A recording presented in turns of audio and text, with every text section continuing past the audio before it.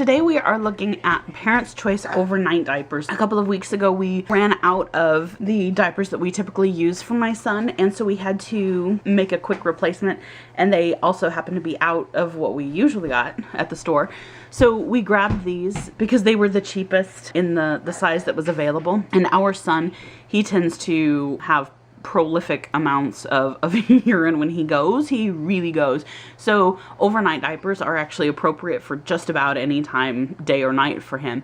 And so we picked these up, and typically we have really good luck with cheaper diapers. These are both good and bad, as it turns out. So these are actually really absorbent. So wonderful in that respect, fantastic for him. The only problem is that they really do not like to stay on him. So this might not be an issue if you're dealing with a more sedate child, a child who does not move.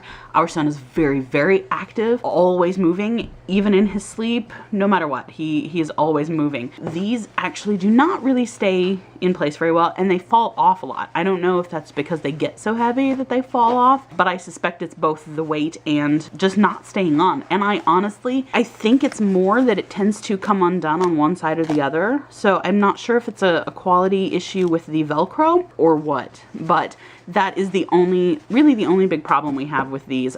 Typically, we've been using Loves for him, and now that his skin is not as sensitive as it used to be, the Loves work great. They tend to stay in place and not fall off unless they get incredibly full. All that being said, again, really the only problem, these are great absorbency, fantastic, pretty darn affordable compared to most diapers. But again, the big problem is that if you have an active child like ours, they just will not stay in place. They may stay in place if you have a less active child. So if you aren't sure and you want to give it a try, maybe try buying a smaller pack to see what happens.